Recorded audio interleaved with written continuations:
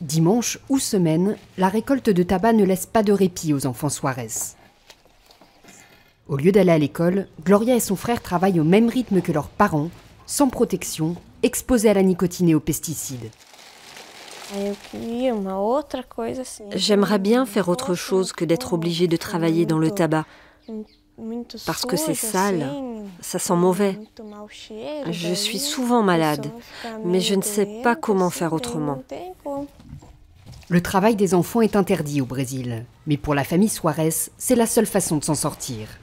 Plantes, pesticides, l'entreprise leur a tout prêté, à charge pour eux de fournir chaque année les quantités de tabac exigées dans les contrats.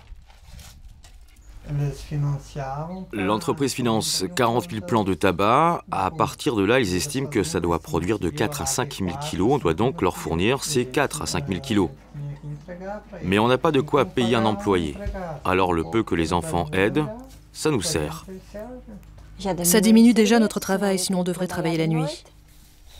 Au sud du Brésil, l'industrie du tabac fait vivre près de 190 000 familles comme celle-ci.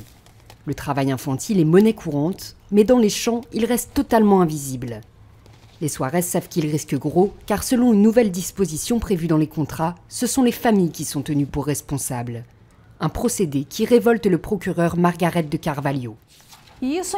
Chaque entreprise sait déjà quand elle fait les contrats, elle sait que ça ne va pas être possible de payer une main-d'œuvre externe et elle a même pour stratégie de travailler seulement avec des agriculteurs en régime d'économie familiale parce qu'elle sait qu'elle va avoir de la main-d'œuvre pas chère.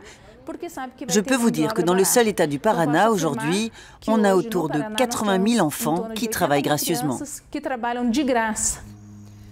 Au lieu de se heurter aux puissantes industries, cette avocate a trouvé une manière très concrète de venir en aide aux petits producteurs et de lutter ainsi contre le travail infantile.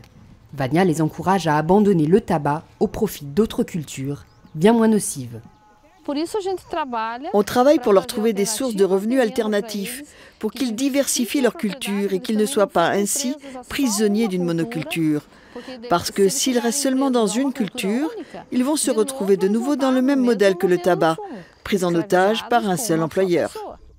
Grâce à elle, près de 250 agriculteurs de la région ont abandonné la culture du tabac.